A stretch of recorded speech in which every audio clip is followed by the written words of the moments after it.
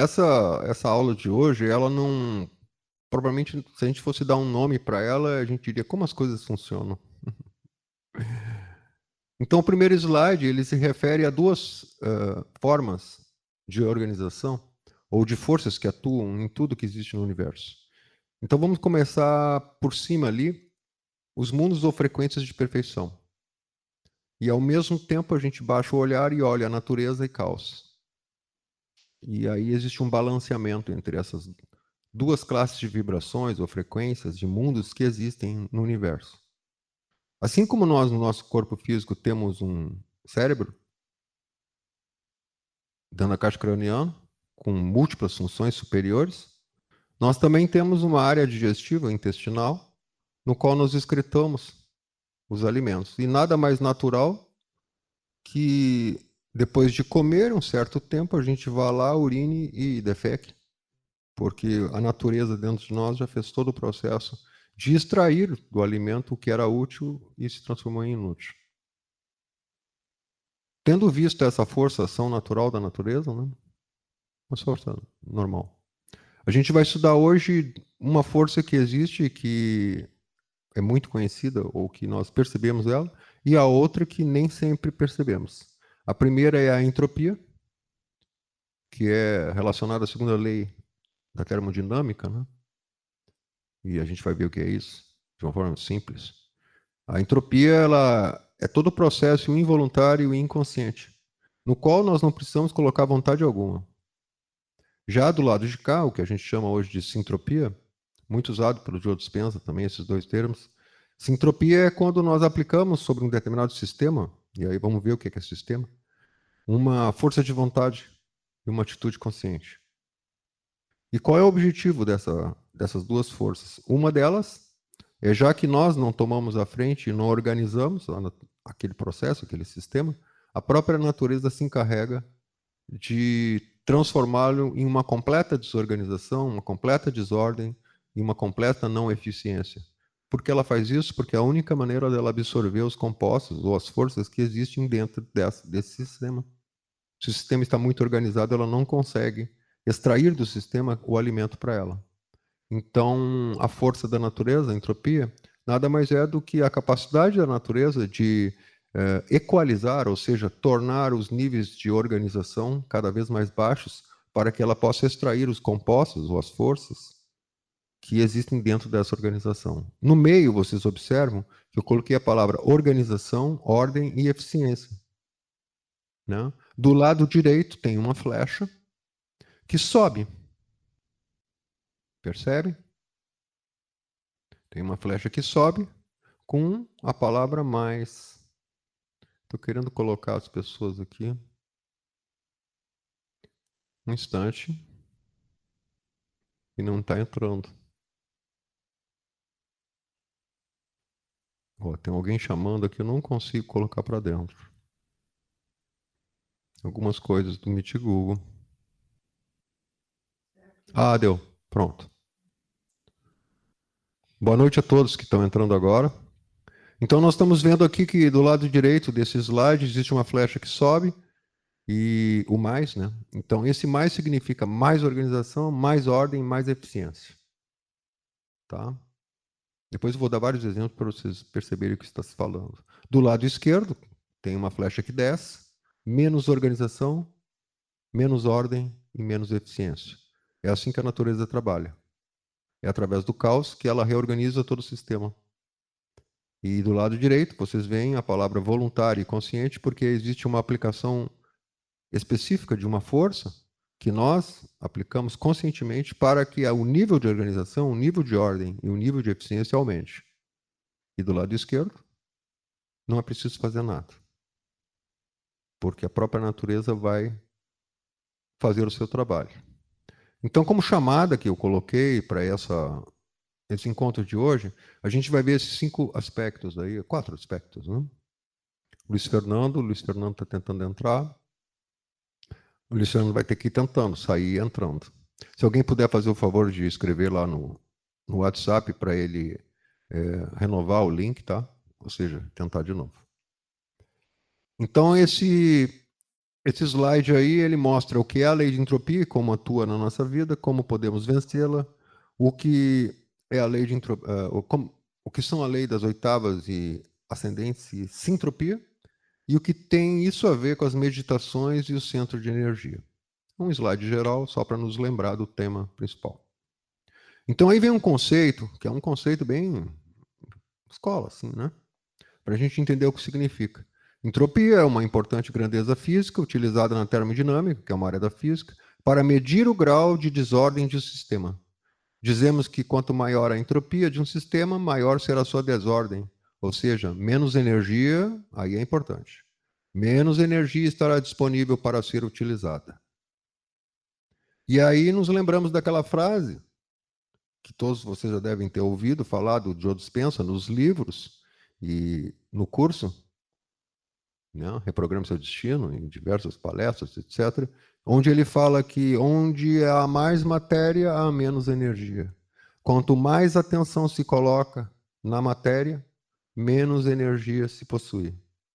E é por isso que se torna quase impossível modificar a matéria, porque nós queremos modificar a matéria com matéria. Isso vamos entendendo.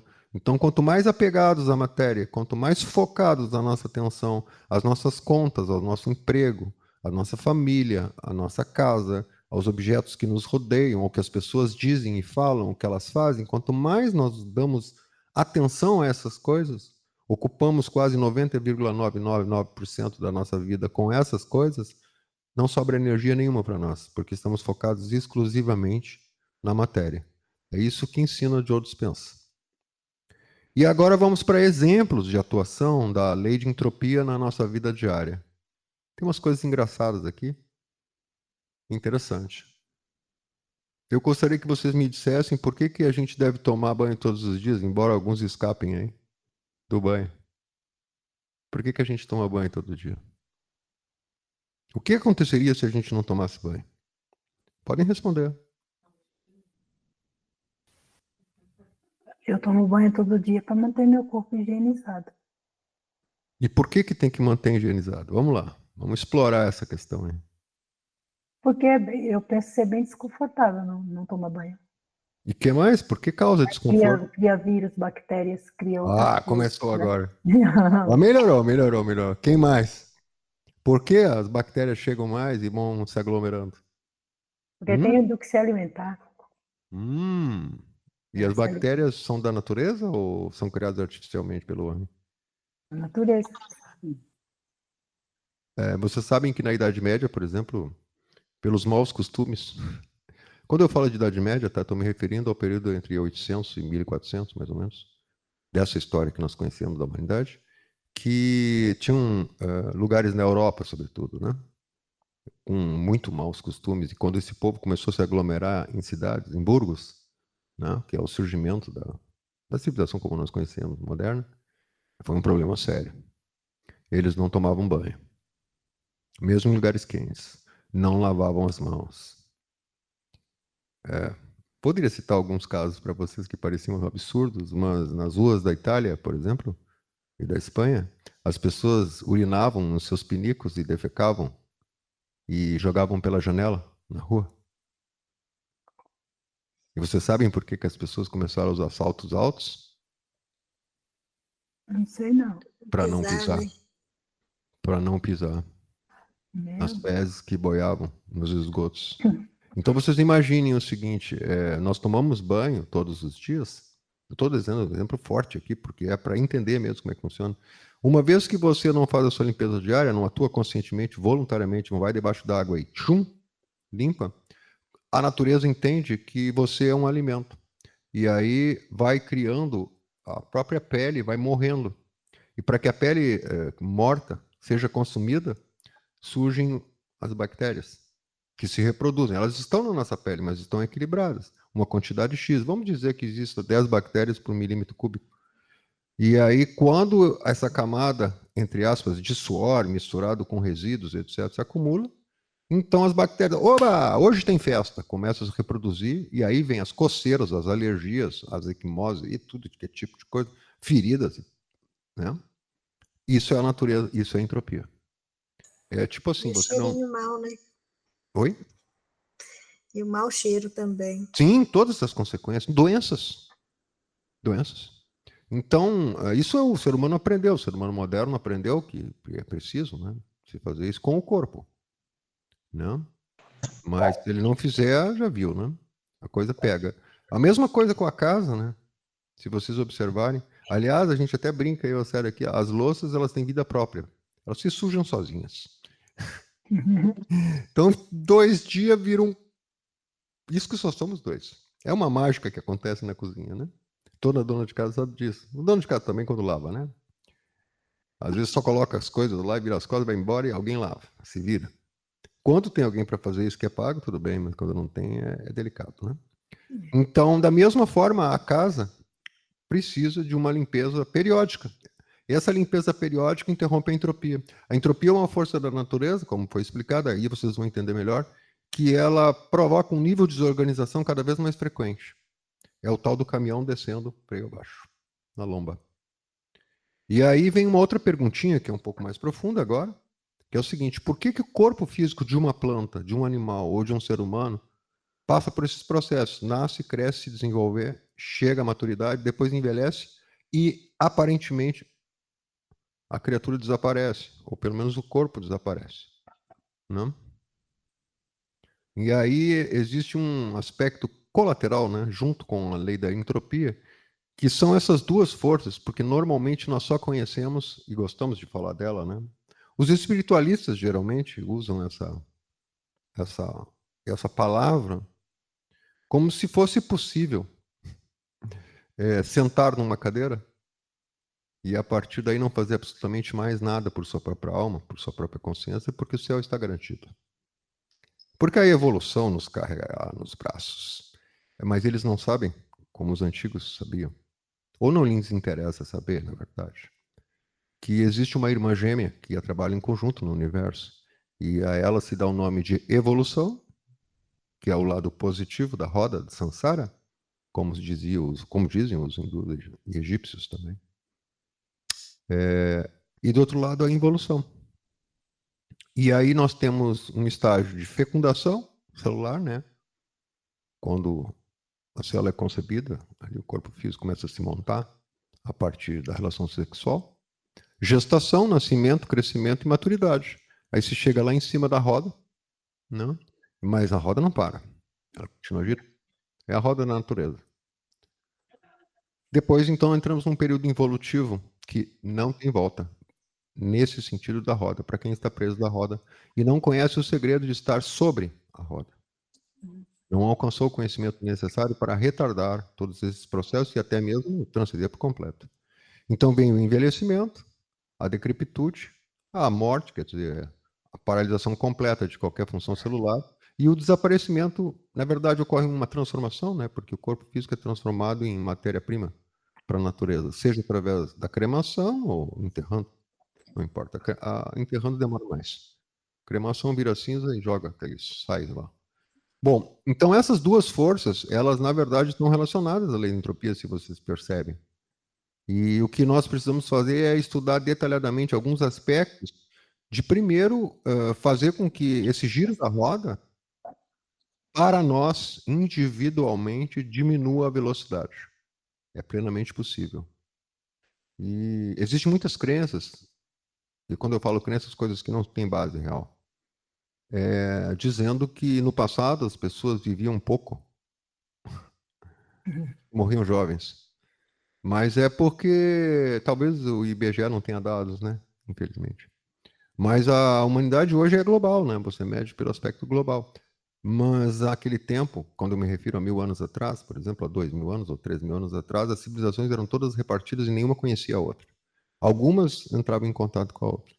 E existiam povos que viviam muito. Quando eu digo muito, é muito em relação à nossa expectativa de vida hoje. Né? Homens e mulheres que duraram muito e envelheciam muito menos rápido do que hoje nós envelhecemos. E isso, à medida que a entropia vai pegando, e aí vocês vão saber por que a entropia pega, né? Isso vai se refletir em todos os corpos dos seres humanos hoje. Porque o que adianta, por exemplo, permanecer vivo se nós não temos a saúde? né? Então, o sonho da ciência é manter um cara com 150 anos mais decrépito, fisicamente falando. Porque a morte é a consequência natural da decrepitude, né? Então, essa lei de evolução e involução, ela não atua só no aspecto físico. E a entropia não atua, ela atua universalmente em tudo, em todas as dimensões do espaço, em todas as frequências e em todo o aspecto físico, psicológico e espiritual. Por isso é muito reconfortante, eu entendo, a gente entende, né? Isso é que nem a historinha do Papai Noel, né? Aceitável para criança, mas já não aceitável para adulto. A gente entende que muitas pessoas acreditem que evoluindo de existência em existência vai alcançar um nível de perfeição. Só que o que eles não conhecem é que essa roda gira e em cada ciclo existe um período evolutivo e involutivo, no qual nós somos submetidos. Todas as criaturas que existem estão presas aí dentro da roda de samsara, os reinos mineral, vegetal, animal e humano. Então, onde entra aí a questão, e aí poderíamos suscitar muitas perguntas, né? Aqui tem um desenho interessante que mostra aí a linha de nascimento e morte, né? Então, se por um lado a morte ceifa, quando a criatura vai ficando velha, ela entra dentro de um cone, uma figura interessante. E no outro lado sai a criancinha, e o ciclo fecha. Vidas, o que a maioria das pessoas chama de vida e morte, né? Mas que, na verdade, a gente vai vendo que a vida é uma só e o que existe são existências que se intercalam. E agora, como vencer essa lei dentro de nós e fora de nós? E aí vem o segredinho da lei das oitavas ascendentes ou sintropia. Esse desenhozinho aqui é um desenhozinho que vai nos lembrar a nossa infância. Para quem não é músico ou não tem algum conhecimento musical, mas vai lembrar que lá na escola se ensinavam as 7 notas principais. Essas notas principais, elas, imaginem vocês como uma gigantesca escada. E aí vocês lembram daquele slide inicial? Aquele slide inicial que nos mostrava uma flecha que subia e outra que descia. E aqui na parte de cima, mundos ou frequências de perfeição. E embaixo, a natureza e o caos, né, que são as formas que a natureza encontra para se organizar. Então aqui tem um sujeito que está lá em cima tocando umas notas de guitarra, né, e nos degrauzinhos tem notas musicais. Vocês imaginem agora essa escada, tanto para baixo quanto para cima, é infinita. Existem notas baixíssimas, bem graves, e existem notas agudas na parte de cima, altíssimas. E a gente usa essa expressão para que a gente se situe, né? Porque nota grave é o, né? E a nota aguda. Então isso é infinito. Ou seja, infinitas formas de aperfeiçoamento e de perfeição. Então vamos supor, agora vamos para a questão prática. De repente vocês acharam, vou usar o nosso exemplo aqui, que fica mais fácil. E aí vocês transportem esse exemplo para a vida de vocês. Nós encontramos, por exemplo, pesquisando, tivemos um impulso e de repente surge o canal do Consciência a Serviço do Ser. E aí vocês vão lá, começam a assistir alguns vídeos, se interessam, que bacana, interessante o que ele falou, e vê a prática. Lá naquele canal antigo tinha as práticas de meditação já, né? Aí a pessoa começa, não, vou fazer essa prática. Ele diz que é para fazer todo dia, né? Vamos ver, eu consigo fazer de vez em quando, mas tudo bem. Aí quando a pessoa inicia qualquer coisa, casamento, namoro, emprego, estudo, qualquer coisa, ela sempre inicia numa nota inicial, que a gente chama Dó. Da nota Dó, Ré, Mi, ela só colhe os benefícios do impulso inicial. Ela está empolgada. Nossa, essa meditação aqui é boa. Eu vou gostar. Essa música, e olha só, eu consegui tal coisa. E ela vai fazendo. Isso não tem tempo, tá? Ela pode demorar, assim, sei lá, 20 dias, 30 dias, fazendo quando ela pode. E ela vai colhendo esses benefícios. O que quer dizer colher os benefícios? Ela vai sentindo coisas diferentes e vai aprendendo com isso. E aí vai chegando Dó, Ré, Mi. Quando ela chega na nota Mi, exatamente, aí ela começa a sentir o refluxo, como se diz. Porque para passar de Mi para Fá, precisa um impulso maior. Aquele entusiasmo do início ainda já não é suficiente para ela romper com as inquietações e incomodações que o corpo dela promove durante a prática de meditação. É como se existisse uma barreira ali, ela precisa vencer aquilo ali, ela não sabe bem. Às vezes é a tagarelice na mente, às vezes é a incapacidade que nós temos de gerenciar nosso tempo, e aí vai deixando para a noite fazer a prática, e como nós não estamos acostumados, é óbvio, e aí vem o sono e nos pega, e no outro dia ela desce um degrau, ela já não consegue chegar naquele lugar onde ela conseguia, aquele relaxamento pleno, aquele bem-estar, e aí ela não vai dando o esforço necessário, ela vai sendo colhida pelo caminhão que está descendo, a lomba, e aí ela chega no ré e vai descendo para dó. Em dó, ela faz um esforço, será que agora vai e eu vou fazer a prática? E chega lá e todas aquelas coisas que já apareceram para ela, a tagarelice, aquela do corpo incomodar, o vizinho com a betoneira ligada, né? O vizinho gritando com o filho, que às vezes até com fone a gente... Ou seja, aqueles obstáculos que existem, que são naturais. E aí ela, de repente, como não sabe disso, ela solta o barco. E aí ela não é raro acontecer dela descer a escada. Então, se ela estava em busca de uma serenidade maior, porque ela tem muita ansiedade, o natural é que a ansiedade recobra o espaço que ela tinha de entusiasmo e aumente a ansiedade. Aumente tudo isso que ela sente de negativo e que ela queria trabalhar na meditação.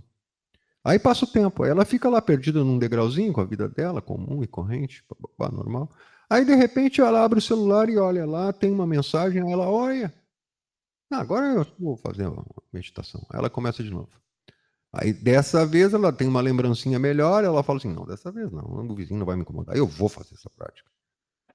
Ela consegue passar para fora, e aí vem os benefícios.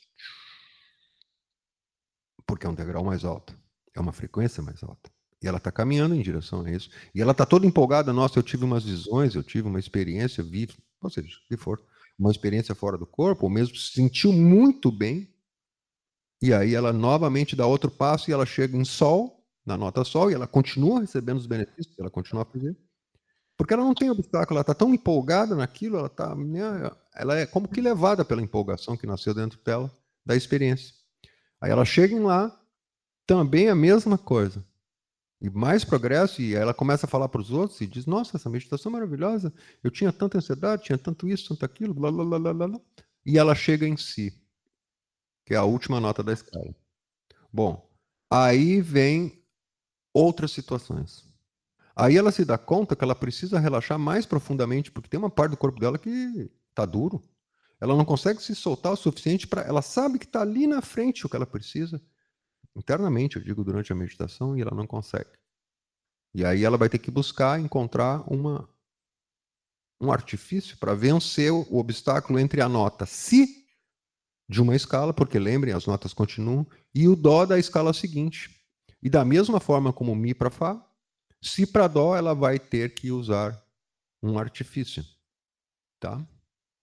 Para alcançar. Então, desse lado aqui, nós temos as notas crescentes, né? Então, está escrito verticalmente, mais ordem, mais organização, mais progresso, mais energia. Né? Uma pessoa que está no iniciozinho da nota Dó aqui jamais vai ter experimentado algo que o pessoal que está lá na nota Si experimentou. Mas por quê? Porque esse pessoal se esforçou de Mi para Fá e de Si para Dó. Tá? Pode ser que alguém, por suas condições internas, rapidamente acenda e chegue lá na nota Si. Mas, invariavelmente, existem esses dois intervalos. E ela vai se defrontar com alguns obstáculos pelo caminho. E ela vai ter que estudar esses obstáculos e vencê-los. E aí é que vem uma das sabedorias que o conhecimento indica para nós, que é quando surgem os maiores obstáculos, nós estamos exatamente com os dois pés em Mi, no degrau correspondente a Mi. Então, de imediato, a gente já entra em alerta. É aqui, tá, então é esse o obstáculo. É esse que eu preciso vencer. Da mesma forma, lá na frente, depois que ultrapassar isso, vai chegar em Si, Dó. Então, aí, nesse momento, é que entra a chamada sintropia, que é um choque consciente. É preciso dar um choque para que haja uma transformação. E transformação, vocês sabem, é transformar algo inferior em superior. Depois a gente vai explicar melhor para vocês isso. Voltando às nossas práticas. O estresse contínuo causa uma entropia aceleradíssima no corpo. Então, essa é uma das causas que nós envelhecemos hoje de forma muito rápida. Não só envelhecendo, como adquirimos doenças. Porque nós nos acostumamos a viver no estresse contínuo. Não é uma coisa normal. Passou a ser normal. Ver as pessoas correndo, preocupadas, tendo pensamentos compulsivos diariamente, e nem muitas vezes violentos até mesmo. Então, esse estresse contínuo é o que o Joe Dispenza chama de viver em modo de sobrevivência. Os 3 centros de baixo, o do cóccix, o do útero e da próstata, que é o do meio do caminho, e o umbilical, eles trabalham para a vida do corpo. E eles trabalham quando esse corpo tem algum perigo. Perigo real. Mas pela mente, a forma como nós organizamos os nossos pensamentos, sentimos as coisas, aprendemos através da domesticação, desde pai para filho, desde 1900 e bolinha, nós fazemos com que esses 3 centros trabalhem de forma totalmente sobrecarregada e aquilo que verdadeiramente não é perigoso para o corpo, nós criamos o perigo. E com isso nasce em nós um medo. E aí vocês sabem aquela lista de coisinhas, né, que depois eu vou mostrar para vocês de uma forma rápida, porque eu já está lá no vídeo para quem quiser ver no canal, né? Então, aí é que nós nos damos conta. Quando estamos retidos nos modos de sobrevivência, é mais matéria e menos energia. Ou seja, estamos mais para baixo, regidos pelo caos, pela desorganização, do que propriamente pelas frequências mais altas, que nós gostamos de chamar de leis superiores. Quanto mais matéria, menos consciência. Quanto mais envolvidos em problemas mentais, menos consciência. E aí está o desenhozinho, que depois eu convido vocês a olhar e também a estudar lá no vídeo. E aí, praticamente, a gente citou algumas caras do ego, né? Como o ego utiliza essas energias nos centros, nos 3 centros de sobrevivência, retém a energia ali e cria o comportamento em nós, de acordo com a nossa história pessoal e os estímulos que nós recebemos do mundo externo, à medida que nós estamos vivendo, desde quando abrimos os olhos. Isso é desde que abrimos os olhos. Tá?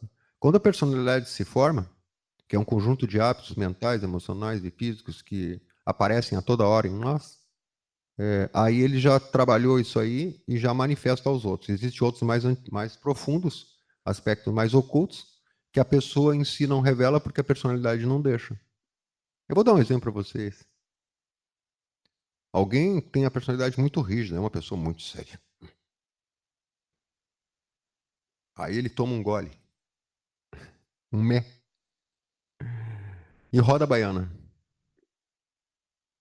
Isso de rodar a baiana é porque a personalidade, durante algum momento, ela se tornou menos rígida por causa do álcool. Os processos cerebrais foram literalmente jogados para o canto. O controle se jogou para o canto. E aí surgiu de dentro dele outros tipos de manifestações que podem ser de todo tipo, nunca se sabe. Então, aquilo na personalidade, aí a gente diz para a pessoa, nossa, nunca pensei que você fosse capaz de fazer isso. Dançar só de cueca na festa, na frente de todo mundo. Porque naquele momento a personalidade se fragmentou, esses processos cerebrais que controlam esses comportamentos aí. Ou a pessoa pode ficar odiosa, violenta, não importa. Então, às vezes, ou chorar, né? O que está por debaixo da mente analítica, que é fechada a chave pelo ego, para que os outros não vejam, perde o controle e aquilo explode durante algum tempo de comportamento. Então, aí, é isso que é chamado de entropia. E agora nós vamos ver o contrário. Quando a gente cultiva isso que é chamado de consciência, ou essência divina, não importa, e as emoções elevadas, esse percentual de consciência que foi dito, que está livre em nós, ainda está livre em nós, mas está amordaçado num cantinho, ele começa a se dar conta de que a vida é dele. Então, que esses outros elementos que vivem dentro de nós, que nós nos confundimos, se apropriaram da nossa vida. E aí começa o despertar. Para cada pessoa é diferente, de acordo com sua história pessoal. Mas, em suma, o despertar começa quando a gente começa a se dar conta e busca um aprendizado. E esse aprendizado pode nos ensinar que nós sim temos pensamentos, sim temos sentimentos, mas eles não são nossos. É como uma luva que a gente põe na mão. Você pode tirar a luva, porque você não é a luva. Você pode usá-la, mas não é a luva. Assim também como uma roupa. Mas como nós estamos acostumados a ficar presos nos pensamentos e nas emoções inferiores, essa consciência não consegue se manifestar em nós. E ela é Deus em nós. Ela é o princípio divino em ação. Quando nós aprendemos a fazer isso aqui, e as meditações ajudam muito, nós começamos a ver que existe uma segunda natureza, que reveste e aprisiona o que nós verdadeiramente somos. Isso é possível com isso que se chama de autoobservação silenciosa, ou vigília, também usado como vigília. E mais em seguida, durante essa vigília, nós percebemos que fazemos parte de algo maior e que nunca estamos sozinhos. E essa conexão nos liga a isso chamado de oração. É isso que os antigos tentavam nos ensinar quando nos ensinavam aquelas orações que a gente conhece popularmente. É para que a gente se ligue e se reconecte a algo superior dentro de nós. Está fora também, mas se não estiver dentro, não está fora. Porque a conexão é aqui dentro. Então, esses 2 percentuais, a eles interessa, esses 3%, de que eles se libertem desse caos, essa desordem, essa desorganização, e tomem o controle, entre aspas, de sua vida para receber os benefícios dessas frequências superiores, das leis superiores. Existe toda uma série de benefícios, mas é isso que é o ego em nós. E aí a gente poderia definir como comportamento inconsciente quando a gente não se dá conta do que fez e do que falou. Nem muito menos do que pensou. E mesmo que tente, não consegue impedir que emoções tipo medo, angústia, ansiedade venham a se manifestar em nós. Sem contar que, junto com todo esse pacote, o robô aqui fica doido. E começa a fazer coisas absurdas. E quando todos começam a fazer coisas absurdas, essas coisas passam a ser normalidade. Vocês entendem o que eu quero dizer, né? Então, quando começa a funcionar, mesmo até quando criança, não importa, às vezes isso vem desde criança, tá? A consciência sempre dá uma puxada na consciência, dá na orelha da gente e diz, opa, mas tem alguma coisa errada aí. Tem alguma coisa errada nesse mundo. Ou em nós, né? Porque, puxa, eu tento ser o melhor e o resultado é péssimo. Eu falo para a pessoa uma coisa, ela entende outra. Ou seja, ela percebe que o resultado de suas ações não é o que ela espera, porque algo está errado dentro dela. Às vezes ela começa a buscar, e essa busca que a gente tem de filosofias, religiões, ou até mesmo de ciência, traduz um pouco desse impulso que vem do alto, que a consciência quer saber, mas como é que são essas coisas? Como é que funciona? E aí ela presencia a ação da entropia em tudo na vida dela. E ela fica desesperada. Porque, por exemplo, ela conhece uma pessoa e a pessoa se manifesta como ela gostaria, muito gentil, alegre, uma pessoa legal, né? E ela começa a namorar aquela pessoa. Um exemplo bem simples, né? Mais uma vez da lei de entropia. Aí nós vamos começar de novo na escadinha do dó. Então, quando nós chegamos para encontrar alguém ou nos simpatizamos, existe aquela energia que se troca com alguém, independente da idade, tá? Nós iniciamos a nota dó. E aí depois em ré nós começamos a colher os benefícios. Então a pessoa, nós começamos a conviver com aquela pessoa, saímos para jantar, conversar e a gente fica, nossa, que legal, não pensei que existia alguém assim. Estou gostando dele, estou gostando dela. Olha só, ela é bonita, ela é isso, ele é isso, blá, blá, blá, blá, blá, blá, blá. E tentar agradar, né? Porque a gente tem esse detalhe, quando a gente namora alguém, se interessa por alguém, a gente passa a ser o que não é, né? A gente passa a ser aquela maravilhosa pessoa gentil. O homem abre a porta do carro, só falta tirar o casaco e jogar no chão, assim. Tudo para possuir a mulher. E a mulher também faz a mesma coisa, né? Coloca o seu melhor vestido, o melhor perfume, aquele, como se diz, o perfume para matar, porque ela se interessou por aquele cara.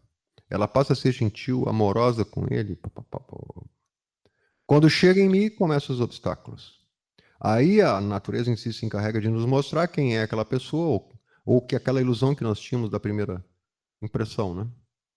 Se a pessoa permanece e resolve no diálogo, começa a se tornar consciente, né, da situação, para resolver os obstáculos, isso depende das duas pessoas, então elas conseguem atravessar esse período de obstáculos, que é muito normal em qualquer relacionamento, e aí, pimba, passa para nota Fá e assim por seguinte, quem sabe até eles resolvem casar. E durante a vida toda, eles vão passar por essa escada. Se eles não ultrapassarem os obstáculos, existe a separação. Porque o sacrifício que era necessário fazer não foi feito. E aí, toda aquela organização, a pessoa começa a lembrar emocionalmente, puxa, mas aqueles momentos... E aquilo causa decepção, né? Angústia. Puxa, por que ele foi assim comigo e agora ele está agindo assim, que não sei o quê? E aí vem todo aquele avalanche de pensamentos. E aí a entropia começa a puxar para trás. Aí a gente liga para a pessoa não atende.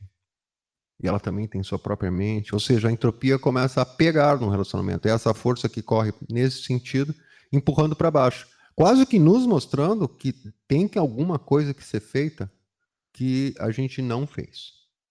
Ou que precisa fazer urgentemente. Então, quando o ensinamento chega para nós, existem vários níveis de ensinamento, né? É sempre um ensinamento revolucionário, porque ele nos ensina a nos transformar. Ele aparece em nossas vidas. Aliás, ele sempre esteve presente, só que nós não percebíamos. É possível que a gente até encontrado alguma, vamos dizer assim, o fio para puxar o casaco inteiro, só que lá dentro a gente ainda não estava maduro o suficiente. E aí o ego, a voz da mente, prevaleceu e disse, não, isso aí não é nada. Perder tempo com isso. Para que você quer saber isso? Isso não vai te trazer dinheiro, não vai te trazer tudo que tu precisa. Agora tu precisa de estabilidade material. Como se sem um cérebro consciente e coerente se pudesse conseguir uma estabilidade verdadeira. E mesmo assim, vocês sabem, né, as coisas materiais têm início, meio e fim. O que a gente pode fazer é prolongar um pouco mais o fim delas. E isso é sabedoria. Então o ego fala mais alto na nossa cabeça. E a gente, às vezes, toma uma decisão e diz, não quero mais esse sujeito. Ou essa mulher. Né? Isso se fosse um namoro. Mas não é pelas razões certas. Porque naquele intervalo de tempo, se aplica a lei do sacrifício, como a gente vai chamar, o inferior em benefício do superior, algo acontece. E aí se tem a energia necessária para se dar o salto e continuar. No caso do relacionamento, é sempre entre duas pessoas, então ambos têm que se sacrificar algo. Pode ser que o homem tenha que sacrificar as horas que ele gasta com os amigos ou com os livros. E ela provavelmente teria que sacrificar, talvez, quem sabe, as exigências que ela faz a ele, porque quer sugar toda a atenção dele. Porque ela pensa que só assim ele vai amar ela. Então, se cada um tem consciência do que precisa fazer, diminuir a pressão sobre o outro, imediatamente, quando eles se olham, então tá, eles fazem esse acordo. Ao fazer esse acordo, cada um dentro de si, de imediato aqueles sentimentos bons voltam. E aí decola mais uma vez, e sobe as escadas e vai subindo, subindo, subindo. Um mestre me falou pessoalmente uma vez, numa carta que enviei a ele, ele falou o seguinte, todos os matrimônios passam por essa escada e existem momentos em que é preciso ter algo em comum. Se o casal não tem algo em comum, não consegue atravessar, vamos dizer assim, a tempestade. Basta uma coisa em comum. Depois que eles conseguem estabelecer esse laço, manter essa coisa em comum, tudo volta e começa a subir. E aí vocês podem estender isso para empresas, empreendimentos, coisas que vocês querem fazer, coisas que vocês querem aprender, em tudo.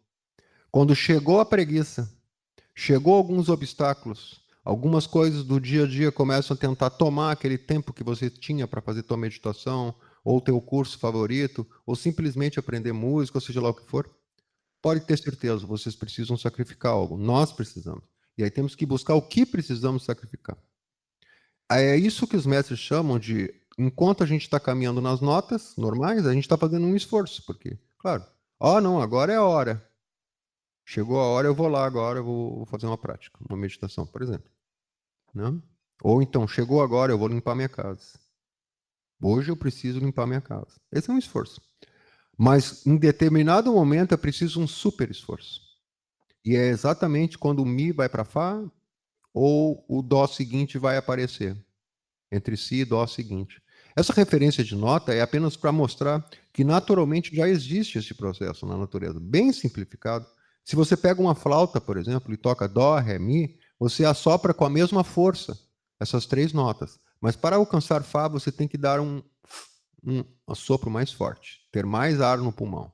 Assim também quando passa de fá, sol, lá, si, dó, quando chega na escala seguinte, para alcançar a nota seguinte, isso na voz também é a mesma coisa, você precisa de uma dose maior de esforço, de ar traduzido a esforço.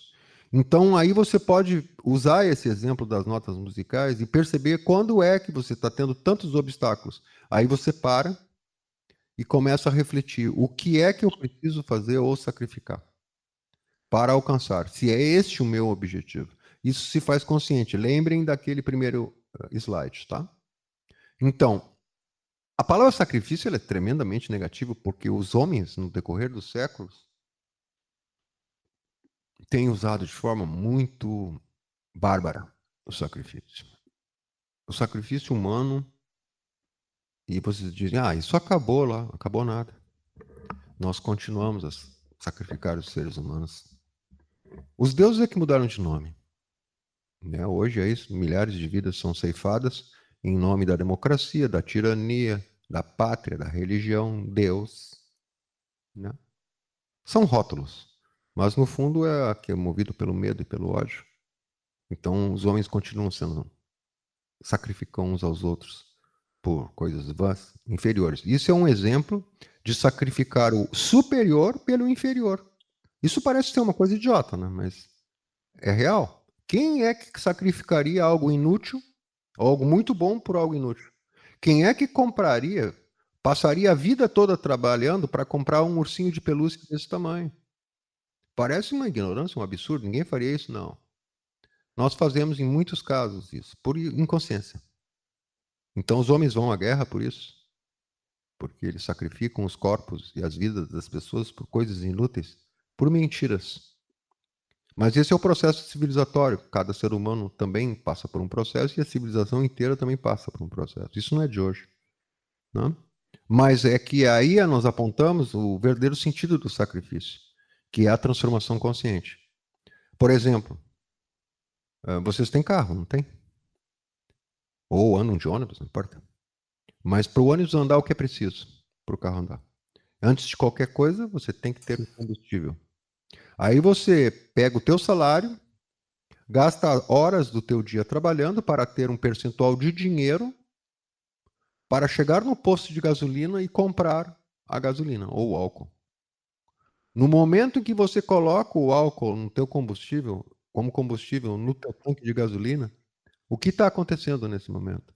Você vai sacrificar o tempo da tua vida, o dinheiro que tu ganhou em troca do álcool, que vai morrer no tanque de combustível, vai ser transformado em quê? Energia motriz. Então nós extraímos a energia que tem dentro do álcool ou do gasolina para o motor funcionar. O motor funcionar, bate o pistão, sai a faísca, incendeia o combustível e impulsiona todo o mecanismo, né, de câmbio e faz as rodas girarem. Então nós sacrificamos o álcool ou a gasolina. Nosso organismo sacrifica a matéria que comemos para gerar energia. Então, por exemplo, nós pegamos, vamos lá na horta, vamos dar um exemplo assim, e caça um chuchu. Ninguém fala assim, pobrezinho do chuchu, hoje ele vai morrer. Nós vamos lá e pegamos o chuchu, cozinhamos o chuchu e comemos o chuchu. Ou seja, nós destruímos o chuchu. Na verdade, não destruímos, né? Porque transformamos ele em energia, absorvemos o que tem ali de compostos sais minerais, etc. Isso é a lei do sacrifício, atuando diretamente. E em muitas coisas nós fazemos isso. A própria natureza faz até certo ponto isso, por nós. Também de acordo com as oitavas. Tá? O que a natureza não faz é transformar tudo que produzimos nesse corpo em algo espiritual. Isso ela não faz. Ela não é boba, né? Porque se ela fizesse isso, nós nos libertávamos dela. E ela é aquela coisa, decifra-me ou devora-te, dizia a esfinge, a natureza fala para nós. ela não vai entregar o segredo, assim, não vai entregar tão fácil. Por quê? Porque se entregasse para alguém tão fácil, essa pessoa se apoderaria de todos os poderes da natureza. E imagine um ego desse furioso, odiento, acorda de manhã, olha para o vizinho e diz: eu gostaria que esse vizinho morresse. E morreu. Esses caras estão me incomodando muito. Eu acho que eles deveriam ficar com bastante coceira hoje. E assim por diante. Então a natureza ela só entrega o que ela tem de mais poderoso quando nós nos liberamos dessas leis inferiores que regem a nossa vida. Aí ela olha e diz: está certo. Ela é como aquela, o símbolo da sabedoria também é assim, né? Como aquela mulher que tem o véu e só deixa os amados olharem o seu rosto. Também é o símbolo da verdade. Porque ao contemplar o rosto da verdade, nunca mais serás o mesmo. E por teu benefício, ela só levanta quando você prova para ela que você ama muito ela. Sabe, as mulheres não acreditam em palavras, né? Elas acreditam em ações. E os homens ficam tagarelando, pobres dos homens. Então, para alcançar aquilo que buscamos nas meditações, é preciso sacrificar o quê? Primeiro, desorganização ou indisciplina. Aí está a entropia. Fazer amanhã não vai chegar a lugar algum. É preciso saber isso. É melhor começar com menos e exigir muito do que exigir muito. Tá? Então, se, por exemplo, nós não conseguimos ficar meia hora sentado, ficamos 10 minutos. É uma vitória. E no dia seguinte, ficamos 11. Não é o número de tempo, a quantidade de tempo que faz alguém alcançar sucesso nessas práticas. Não é. É a continuidade. Então, o que você aguenta hoje, amanhã você aguenta isso e mais um pouquinho, no sentido de ter paciência e quantidade de relaxamento. Aí vem o combate à nossa preguiça e desânimo, porque um dos aspectos do ego é isso.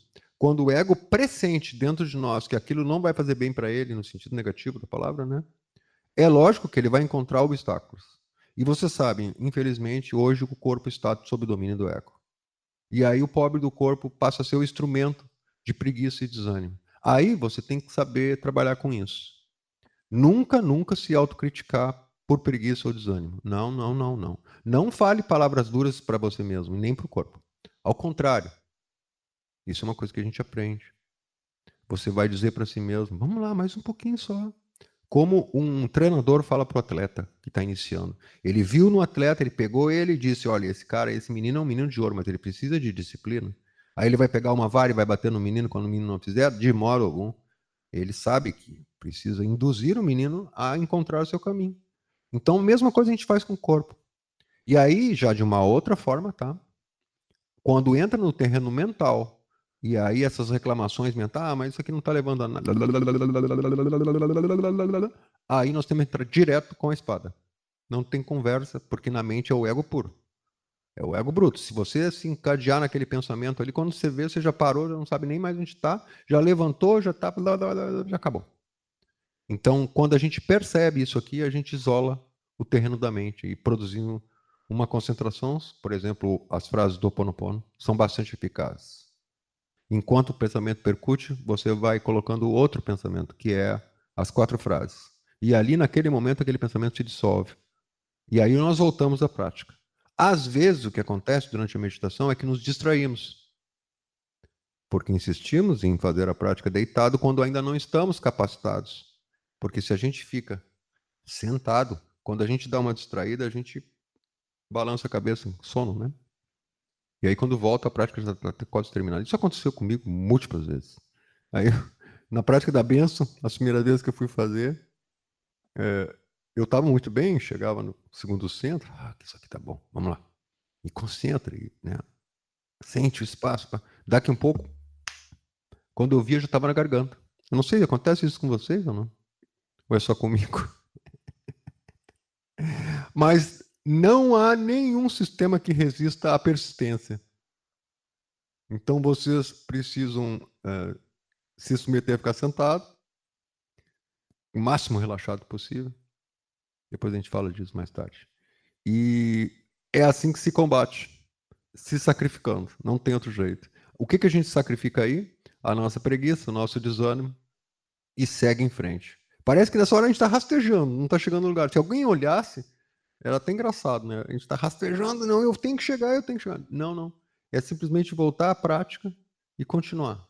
No dia a dia, na continuidade é que se adquire a perfeição. Aí vem outro detalhe, tá? Que é preciso vocês saberem. Os passatempos e os compromissos, o ego quer criar exatamente na hora da prática.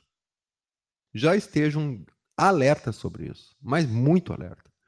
E eu preciso dizer para vocês, nós sim podemos escolher os passatempos e os compromissos. Temos feito isso a vida toda. E é por isso que estamos aqui agora. Não só nessa vida. É porque escolhemos os passatempos e os compromissos. E descemos na escada. Então, é preciso se tornar consciente disso. Não há problema de culpa ou acusação, nenhuma espécie de julgamento. É só tomarmos a decisão conscientemente, sabendo que isso vai ocorrer. E é para isso que serve o ensinamento. Ele vai nos mostrar. E pode ser que a gente mesmo assim tome a decisão de aceitar esse compromisso que o ego quer colocar. Ah, agora eu vou sair com a minha amiga lá, com o meu amigo. Ou então, ah, não, eu tenho que lavar o carro. Se não for hoje, está imundo. O que as pessoas vão pensar? Em vez de fazer meditação. Que eu tinha marcado já com antecipação no meu caderninho para fazer todo dia nesse horário. E aí é óbvio, né, que existem aquelas manifestações mentais, que já foram comentadas alguma coisa, que precisam ser sacrificadas. Isso vai depender do grau de maturidade que a gente tem. Porque é preciso ouvir tudo o que nós pensamos. Quando eu digo tudo, é tudo. E quando esses sujeitinhos aparecerem aí, vocês peguem a vassoura e varram eles. Eu gosto de usar o Ho'oponopono para varrer. Bem eficaz. Eles ficam até com um pouco receosos depois de algum tempo. No início a gente pensa que não vai conseguir, né? Mas depois de uma meia dúzia de bordoadas com o Ho'oponopono, esses daí então já ficam muito espertos. Eles mandam outros pensamentos. Ai, quando é que vai terminar essa prática? Tá tão longa hoje. Conhecemos bem esses pensamentos. Em resumo, nós literalmente precisamos sacrificar o ego, não tem como. Roubando a energia que ele nos roubou para usar em benefício da consciência. E essa é uma disputa que teremos que aprender a fazer conscientemente. Por enquanto, é como se a gente estivesse lutando com o Davi e Golias, né? Mas lembrem-se sempre que o Davi tinha uma carta na manga, ou melhor, uma funda na manga. E a funda é o conhecimento. O conhecimento revolucionário, né? Não aquele que ocupa espaço. Aquele que propicia a ferramenta para a gente fazer efetivamente a transformação. Mas é só nós que podemos fazer, não é mais ninguém, tá? Então, para terminar, quando a gente fala de ensinamento revolucionário, em alguma parte, algum conhecimento tem que estar relacionado a isso. Senão, ele é simplesmente uma coisa bonita, como um conto das 1001 Noites. Então, esses três fatores, eles foram ensinados de várias formas, por todos os métodos, da antiguidade e da modernidade. Hoje a gente já tem bem claro isso, assim, explícito. Aqui eu vou falar de forma geral, né? Um deles, o primeiro fator, que é o que nos possibilita nos revolucionar, é despertar e desenvolver a consciência através das emoções elevadas e da presença. E a morte do ego através das ferramentas, seja a morte mágica ou o Ho'oponopono, ou alguma outra que a pessoa tenha aprendido, com o objetivo de cessar os pensamentos, de interromper o fluxo e não permitir que as emoções inferiores tomem conta do nosso coração. E a gente combate a luz, as trevas com a luz, tá? Não ficar odiando esse pensamento, odiando esse sentimento. Ah, isso aqui devia sair de mim. Quanto mais a gente fizer isso, mais ele prega. Porque é outro ego falando. Né? O nascimento alquímico é uma coisa que a gente vai estudar um pouco mais tarde, mas está relacionado inclusive às práticas de respiração, que vocês já sabem fazer, não sei há quantos anos, mas também a uma nova atitude, uma nova compreensão sobre a energia sexual, que é preciso a gente compreender profundamente. E quando a gente tocar nessas coisas com vocês vão ver, bom, nós vamos revisitar aqueles símbolos de Adão e Eva, né? Os contos de Papai Noel daquela época, que sempre tinha uma verdade oculta, embora tão diversa, tão adulterado, modificado, etc., mas tem uma verdade lá. Nós veremos isso mais tarde.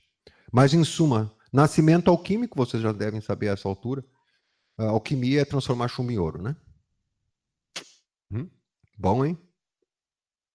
Ou seja, transformar o que ninguém dá a mínima importância no mais alto conteúdo e energia espiritual.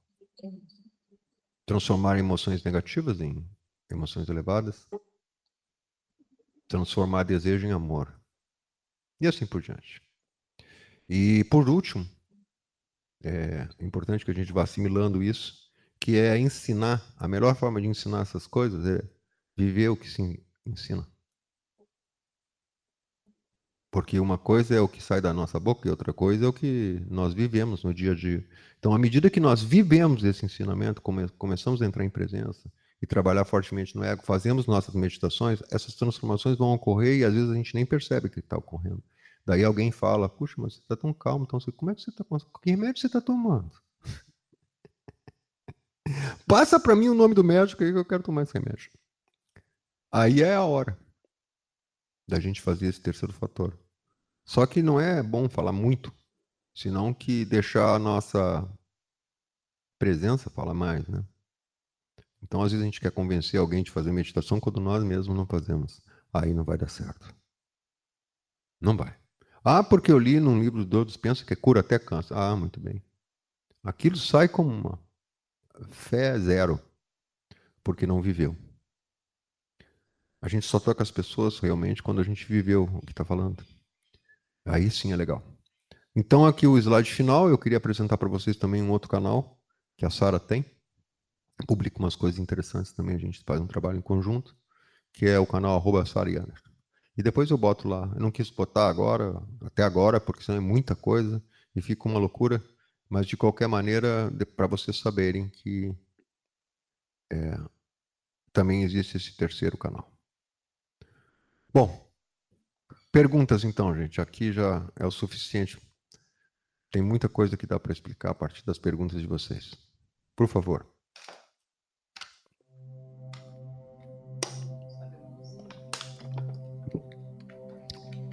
Quem quiser levantar a mãozinha pode levantar. Quem quiser abrir o microfone e falar, esteja à vontade.